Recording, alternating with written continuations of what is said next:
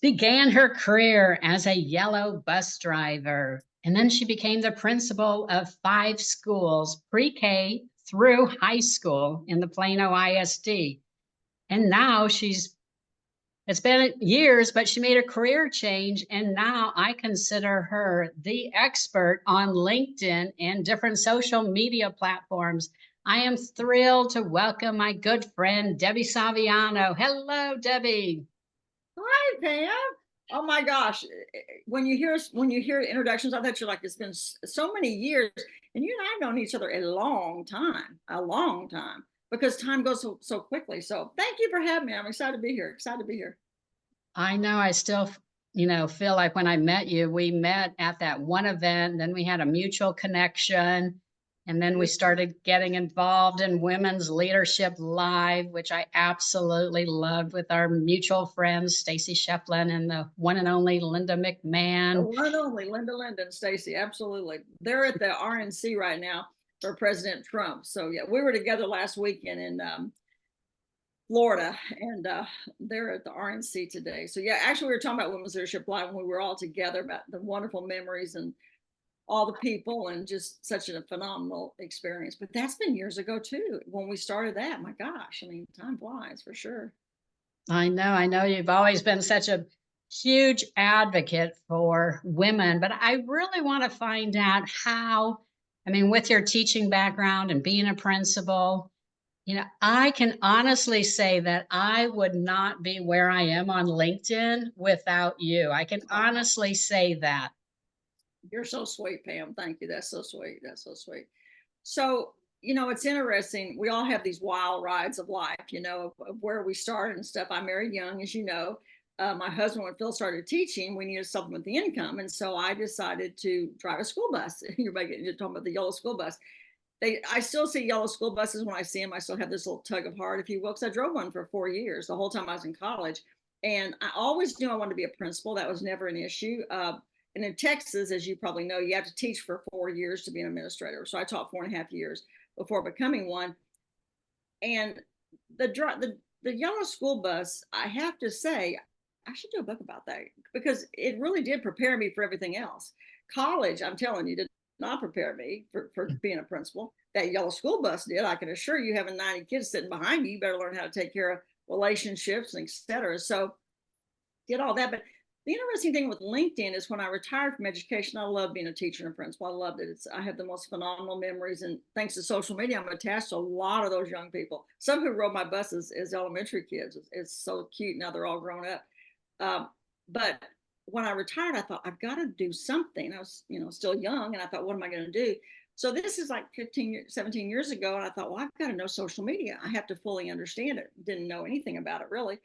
So I spent 2.5 years learning everything I could on social media. I mean, everything. And I guess because LinkedIn's a professional platform, I was more inclined to be leaning to that, even though I learned about all of them and I still do all of them. But LinkedIn is the only social, professional social platform. So, like you, I mean, that's where we get our clients. That's where people find us. That's where we tell our story. People can find out all about you with all your commercial real estate business. And I consider you the guru with that. I was just telling you something about that before we got on here. But to me, LinkedIn is the best way to build and grow a business. I mean, the best way. So from yellow school bus driver to principal to now to LinkedIn. And that's kind of what that wild journey was. Yeah. I, I think yeah, it's just great to make that career change. I looked up today how many people are on LinkedIn, and it said as of July 12th, 2024, LinkedIn now has 1 billion registered Yeah. members from 200 countries. Yeah. And it still surprises me when I hear people are not using LinkedIn for their business. What do you think about that? When people say that to me, I have to, like, kind of take a breath, because me, I'm like, I'm very, very energetic and enthusiastic. I'm like, oh my gosh, you're missing so much. In Florida, actually, when we were at dinner with some people, and someone said to me that they knew they should, but they didn't. And this person is very successful, but at the same time, the world has changed since COVID. And so now what you must do is different than what you did before. And as we know, during COVID, people went out of business who weren't strong on social. They went out of business. I mean, if they didn't have an online presence, if you were a restaurant or whatever, they were gone. And so I was trying to, be calm and everything, but tell them the benefits of being on LinkedIn, because it's the only social media platform, it's a professional, if you will. People don't, on Facebook and Instagram, you can be perusing the feed and et cetera. People aren't doing that on LinkedIn. They're there for a purpose. They're there for a reason. Plus you have your decision makers there, and you have people who have the funds and the resources to either buy your product or engage your services. And so to me, LinkedIn is like a no-brainer. And I get so excited when people hire me to do their LinkedIn profiles, to redesign them, because it's an opportunity to put them out there and then to show them how to use it, because it's such valuable real estate. The most valuable real estate right now in the world, that screen. I mean, think about it. It used to be, it was our kitchen counters. They wanted us to buy the mixer and the toaster and all that stuff. Today, it's that phone and that feed. So when you have your hand easily access to your phone, you want people to find you. Like you said, 200 countries, people can find you everywhere. It doesn't matter where you are. There are no boundaries anymore. There's no borders anymore. If you have a phone, if you're charged and connected, Stacey always tells me, Kitten, you should have trademarked that. I probably should have, but if you're charged and connected, anybody can find you. Anybody. So yeah, a little biased, of course, a little biased. I know, like you mentioned, the real estate is your profile.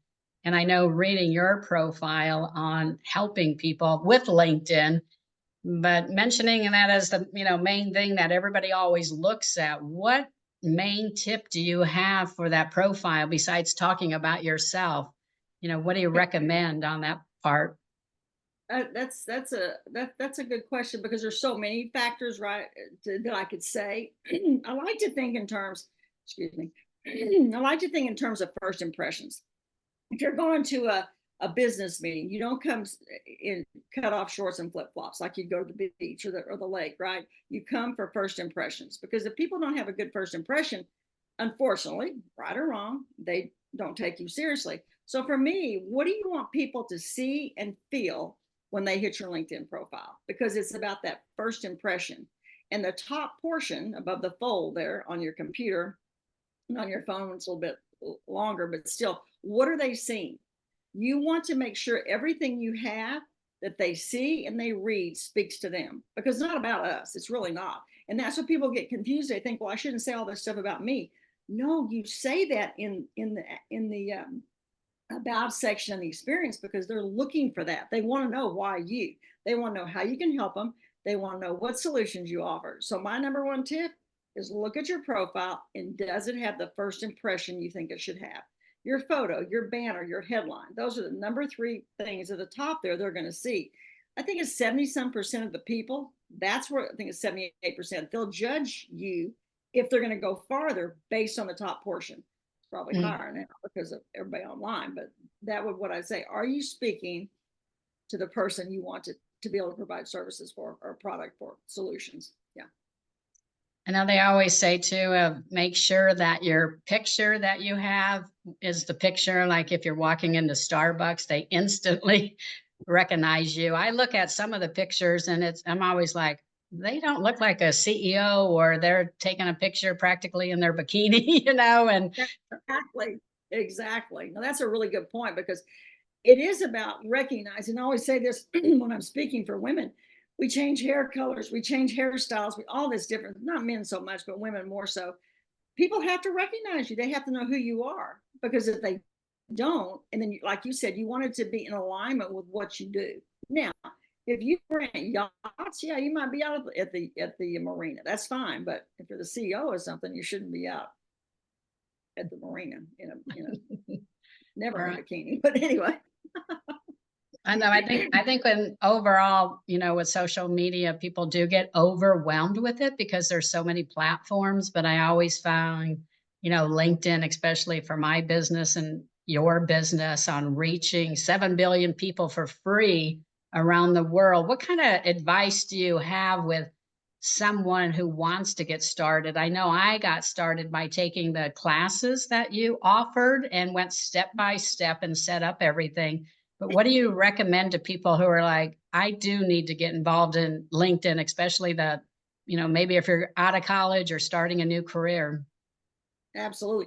And that's a really good point, Pam, because like my granddaughters are there because of me, obviously. But that's one of the, people get out of college and they're like, oh, I need to have a LinkedIn profile. No, you should have started the LinkedIn profile here. But if you didn't, that's okay. Start today. Today's always the best day, right? Don't worry about what you didn't do yesterday. Start today. So I think for the first thing is to recognize that where you are, recognize the fact that what you do, and this is something people forget a lot, I think. Everything we do in physical space, we should do in digital space. How we treat people, how we interact with people, how we engage with people, et cetera, is the same. So on LinkedIn, ask yourself first what it is I want people to know that I can do to help them. Like I always say, I always use real estate as an example. If you're looking for a real estate person to get you commercial real estate, you don't want Debbie, you want Pam. So when you go to Debbie's profile, my profile, I don't do real estate. So I've saved people time. They know it's not me, right? So look at what it is you want to tell people and then start setting that up on your profile with your banner, your headline, et cetera, like I said before. But think about everything should be about to build relationships. And with LinkedIn, and again, that's where people get caught up on social period, but it's about relationships. What can you give? What kind of content can you create? What kinds of advice can you offer? What kinds of tips can you share? I do a Tuesday tip every week. Well, 99% of the time, I do a Tuesday tip just to share information with people. Because here's the thing, when we build relationships, whether we're networking at an event or we're meeting someone for the first time at a dinner, doesn't matter. They just want to know us as a person. That's what they want to know first. There's a reason people say they want to do business with people they know, like, and trust. Once they know that, if they like you and they trust you, that's when they want to go deeper. And if you have all that on your profile, that's where people are going to come and they're going to see that. And I never push what I do in that. Well, I hope I don't. Anyway, I try not to do that. I try to just offer tips and content. And all my business comes from either referrals or people seeing me on LinkedIn. And many times they're not connected to me at all, but they saw me engage on something. And they saw my headline. And the first part of my headline is where I can show you how to use LinkedIn. And then they click on my LinkedIn profile, they read that, and then they reach out. So start with baby steps, just recognize who do you want to help? Who do you want to help? And make sure that you're visible, the visibility there, and the voice you're speaking to them in speaks to them, whoever that is, and knowing your target client, that kind of thing. I know. And I think from what I've been on it as long as you have, because I started when I met you, and then you really, taught me in how to get engaged with people. And I always find it interesting as far as, posting a quote or posting a video, the ones that I thought, okay, I'm going to take down, this is dumb, this is stupid or whatever, and I overanalyze it. That gets, it's great that, you can analyze it. They do it for you, LinkedIn, and rank which ones get the most engagement. And the ones that I think are going to get the most likes and all this, it's like crickets. Isn't it Exactly. interesting how that happens? I had someone the other day I was talking to, and they were talking about that. They said they did all this work on something. They did a great post. They just thought it was going to really bang it out there. I think they had, like 2 or 3 likes and 1 comment, and they were just devastated. And they said, then they put out this silly little quote that was kind of funny, and they had all kinds of activity. I said, well, the beauty is, because like you said, LinkedIn gives you your analytics and what's your top post impression, et cetera, et cetera. Actually, that's a Tuesday tip, but not this week, but next week, I think. But about what do people who your community, what do they want to see? What do they engage with? And I will tell you, one of the biggest, as far as top trends, nostalgia. Anything with nostalgia that you can put out there, because everybody wants to go back to a simpler time. This is before COVID, but especially since COVID. People want to go back to childhood memories. People want to go back to, that's the reason music is so popular. It's not about the song, it's about the lyrics that you hear and you remember at that time in your life when you were listening to it. So nostalgic things that you can put out there. But you're right, looking at the, analyzing what it is that you did, and then taking that to heart and creating more like that, for sure. I know we touched on it a little bit, but I feel like using LinkedIn is such a great way to get new business. How do you recommend? I mean, I think a lot of people forget that you can go on, like I went to the University of Nebraska at Lincoln, and I can actually do a separate filter just finding all of those alumni. And, I sell triple net investments, so I can go into those groups and read a lot of those posts. But what tips or what has worked for you as far as obtaining new business and revenue on LinkedIn? Excellent question. And I think that's one of the things that people don't see often is what are the capabilities of LinkedIn. And that's why people like you and I love it so much.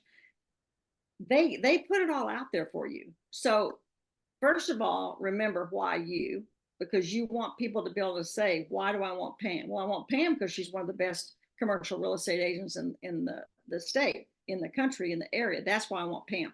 So why you? And then remember that this is a digital resume. Your LinkedIn profile is your digital resume. So kind of three things to think about. First of all, as I said, LinkedIn gives you the features. Now you have to fill them in and do them, but they give you all the features. They've done all the homework for you. They know what people are looking for.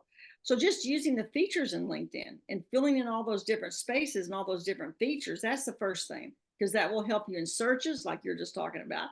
That'll help you when people come to look at your profile. So first of all is optimize your profile with all the features LinkedIn gives us. Secondly, produce content. So the content, when you say content, people think it has to be an article or this. It can be a quote. It can be a funny cartoon, but produce something that's of value that people are going to connect with. And here's what you have to remember is people sometimes aren't looking for you, but because something connects with them and they see that photo or that quote or whatever, they're like, oh, well, who's she? I met two people yesterday from that very same thing. I didn't know these people, never been connected to them, but something they had posted resonated with me. People find you that way. And the third one is to engage. So tomorrow's Tuesday tip is about that. It's about doing a poll and how you continue to engage with people when you do a poll, because it's not just a poll. What else can you do to enhance and to engage with those people who took the time to vote and who took the time to leave a comment? So when you have a headline, and I encourage people to look at their headline, the first part of the headline goes on every comment you make, every engagement you make. That's what's going to draw people to you because they're going to see what that says. And if they're looking for someone in that area, and that's how I get my clients. That's how all my clients come to me. Word of mouth referral, if you will, or people find me on LinkedIn. The last 3 redesigns I've done were from the LinkedIn, seeing me on, commenting on something. So you have to get out there and engage. So even if you're nervous about posting or doing those kinds of things, go out and do something that has to do with just engaging, commenting on people's things authentically. So, yeah. Yeah. So go in a little bit more of how you mentioned you add the headline. If you could elaborate on that a Okay. little Yes, bit absolutely. more. So, absolutely. So, when you go into LinkedIn, I'm getting my phone here. When you go into LinkedIn, you're going to see your banner at the top, and then you're Mhm. going to see your name. Under that is the headline. So, Right. for example, mine says, I can show you how to use LinkedIn. That's what mine says. So obviously you is important because I'm talking to the person who might be needed in a second, it's LinkedIn. So top commercial real estate. I mean, those are the kinds of things people want to have in that very first sentence on that headline. What is it that's going to get someone's attention to say, hey, I want to know more about Pam, or I want to know more about Debbie, or more about Phil, whatever. You want that headline to speak to them. Right. I know there's so many good tools and tips, but I know engaging is so important, and it's Yes. it's always interesting how just by sharing someone's information, like one of their posts, if I share one of your posts, or if I, share a Barbara Corcoran post or someone that I like and then comment on that, that I feel I can add value to the people that are interested in, the content that I'm sharing. That takes like 2 seconds. Seconds, exactly 2 seconds. So and that's such a point because Barbara Cochran's so well known and so well respected, and you think commercial real estate and you think of Barbara Cochran, so she's already done something. For you just to reshare and comment, she's done the work. You're just enhancing it and saying, hey, this is great. So it gives you a bigger leverage, if you will, than it would have been otherwise. So yeah, absolutely. Right. And then those people will start following and connecting with you. So I Right. want to, And let me say one thing here, because this has happened the last couple of days. Do not, and I repeat, do not send out, when you connect with someone, do not send out, hey, I can help you, I can sell you this. That is the worst advice that people get. And they do it all the time because you and I, everybody that's listening to this gets it too. Do not go in and be salesy. Do not go in and be salesy. Do not let it be where that's how you're seen. That's not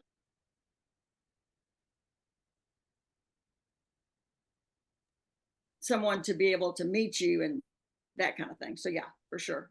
Yeah, that's a good do not. The minute you Yeah, connect with them, and then all of a sudden they have an automatic, setup that they're already pitching you something. Like they said, it's like a first date. You're like, and they're just giving you all that information. You're like, no, I just wanted to connect with you because you looked interesting. exactly, exactly. And I usually say that in a note, the message. I'm upfront about that because I don't want people to think I am trying to sell to them because they get so much of that already, right? So yeah, what were you going to ask? I'm sorry, I didn't want to forget that because that's come up. Yeah, that's good. Are there any other do not on LinkedIn of what do not to do? That's a good one. That's probably the top one. I was going to say that's the top one for sure. I'll think about this as we go on. That's always the biggest one. That one right there. That's, I mean, that's like Yeah. actually. So I'll tell you a story. So actually, I had someone do that recently, a young woman, and I thought it was one of those days. I thought, babe, this is so not good. So I sent her a message. And I said, no, let me tell you something. This is not how you meet people, and this is not how you build your business. I could tell she was new. I could tell she was young. And she wrote me back and she said, I am so sorry. She said, this is what my coach told me to do. And I said, well, your coach told you wrong. And I explained to her why. And I said, you wouldn't do this in person. So if you wouldn't do it in person, you wouldn't do it online. So yeah. Right. Yeah. But I don't, that's the only time I've ever done it. I just had a need to do it for her because I get too many of them, as we all do. It's like, who told you to do this? It's not a good idea. Right. I know it's good to go in and read their profile and then send them a message that you have something in common with them, either same Right. college or their Right. rivalries Right. or something interesting like that. I find it really interesting, especially, my age, your age, younger age, women making a career change, wanting to do something. What advice would you give as far as going from, principal of, top school to making a completely career change? And what advice would you have for people wanting to make that move and have fear and, all of that? And that's such a good question, Pam, because I get asked that all the time, obviously, because what I did then and what I do now kind of thing. But I think, and you and I both share this, and this is the beauty of doing interviews and stuff, we can say this kind of thing that we might not be able to see in corporate America, but I believe in faith. I believe God puts doors and windows in front of us, but we have to open them. So for me, when I left education, as I said, I spent 2.5 years learning everything I could on social media and wasn't planning it. Okay. I didn't know what I was going to do. But so ask yourself, what do you love doing? What do people come to you for? People come to you, I Mhm. know, because you love to travel and you always do those huge itineraries and all those details because you've done the research. So what do people come to you for? What skills do you have that could help others? What skills do you have that could solve their problems? Mm. And thanks to technology, we have access to that, right? So, like for me, I was doing the 2.5 years, I was doing my LinkedIn, connecting with people, etc. And one day, this gentleman reaches out to me in a message and says to me, can you do for me what you've done for you? And that was like a light bulb. I'm like, oh my Mm. gosh. Because, see, back then, a lot of the stuff that I do on profiles, I've always done, as you know, they weren't done on LinkedIn. Mm. They were not done. It was very black and white, very corporate. It wasn't, but I was bringing my educational skills in, how people learn, how people stay engaged, and I was doing that on a profile. So that's when I recognized that my skill set could be for something else.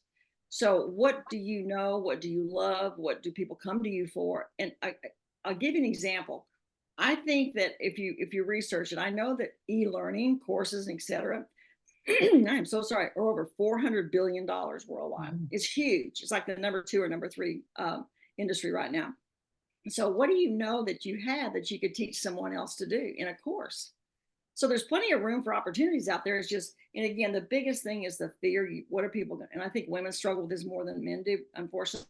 But what do you want to do? Is it gardening? Do you want to teach people how to, sustainable living? That's a huge interest right now. What is it that you can do and take that knowledge base and build courses with it. And just start with baby steps. Start doing an interview, a LinkedIn Live, whatever, to show people your skills and see how that goes. There's some cool things out there like that that aren't as fearful because they're already stuff you enjoy doing.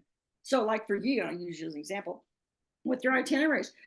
You could do a 5-minute video and say, this is what you do, 5 things I do before I take a trip. And you could lay those out, and you're going to see interest from people and get that engagement and get that information back. You can start doing more of those. So, whatever your interest is, yeah. But it is scary for people because they're not sure what's going to happen. But what's the worst going to happen? Nothing. Plus, you love what you're doing with Right. the travel, with the plants, whatever it is. So it doesn't matter. It's not like it's work because you enjoy doing it. So yeah. I love that advice. What what is still on your bucket list personally and professionally that you can share? Well, speaking of travel, personally, I love that. Personally, it would be I love to travel. I mean, and Phil and I have traveled so much in our life, and I'm so grateful for that. I think I've been to I don't know 5 continents. Anyway, uh, Egypt. I've been to Africa, Mm. but I haven't done Egypt yet. I want to do Egypt and Machu Picchu. Those are the 2 Oh, biggies on my bucket list right now, and I will get there. Egypt is a tough one because there's been so much violence and stuff but that's calmed down the last couple of years. And so those are the 2 things: travel, Machu Picchu and Egypt. So the mhm. camels, the whole bit. And then professionally, I love what I do. I love teaching. I love education. I love helping other people see how they can do something when they might not have thought of it that way. And because I was an educator, because I was a teacher, I think I have a little bit different of a perspective of showing people. Because even when I'm speaking to companies, if companies bring me in corporate to speak to their people about why they should do LinkedIn, they're not doing LinkedIn because they don't want to. Most of the time they're doing LinkedIn because they don't know and they're fearful. And so I pray I have an ability to alleviate that fear because I recognize it's there without people feeling uncomfortable or feeling bad or anything else, to help them say it's okay, but I'm going to show you how to do it this way, and understand that they are fearful. Because to your point earlier, fear is the number one reason that people stop doing things or not or don't start it, for sure. So those are my 2 things: travel and keep teaching. I love that. I know, like the way you teach the LinkedIn, it has, I mean, it comes from your background, but I was hooked immediately. And now, I use it every single day, LinkedIn. How can Well, people you've reach grown out your to you? business. Oh, You've grown your business because of it. I mean, seriously.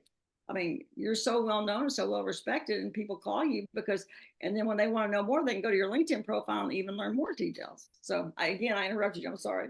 no, but no, yeah, that's true. It's become a great way for my business and and that's why I wanted to have you on here, encouraging other people. Because when they say they don't have enough business, I'm like, go to LinkedIn, make sure. The other thing is to get recommendations, to do testimonials about yourself too. People really look at those. So ask people to do a um, referral for you on that. That's another that thank you. That's another I'm thinking the top to the bottom of LinkedIn, right? 2 other things. One, you said must do's or not do's, right? Well, a must do is many people do not put their contact information in their contact box. People just want to contact you. If they don't even expect you to answer. They just want to leave a message or email you. So put that in your contact information. The number of people that don't Right. amazes me. I have put my cell number in my LinkedIn profile since day one. And when I first did it, people said, "Oh, that's crazy. You shouldn't do that." Blah blah blah. And I'm like, I answer who I want to answer, and if I can't answer, they can leave a message. The number of people who call me and left a message, "Hey, I want to hire you," has been exponential. So contact information. And then the last one is the recommendations, because when you do recommendations, your picture and everything shows up on their profile, and it's a great way. It doesn't even take a lot to do it, to do a recommendation for someone. So that was a great. I'm glad you said that because that's a huge one to remember. Yeah, the contact information. I'm amazed of how many people will not even put their email or any information on it. And yeah, I'm glad you brought up that tip because that's a big pet peeve of mine too, because I would say 90 to 95% of them do not have contact information, and they're trying to sell something. But what's a good way to, Exactly. yeah. Then they wonder why no one calls them or reaches out to them. Well, you didn't give them information. And they say, "Well, I left a message on LinkedIn." Some people do that, and some people don't. Now, you and I check mine every day, but a lot of people don't. So don't Yeah. rely on that. They want an email or they want a number to leave a message for sure.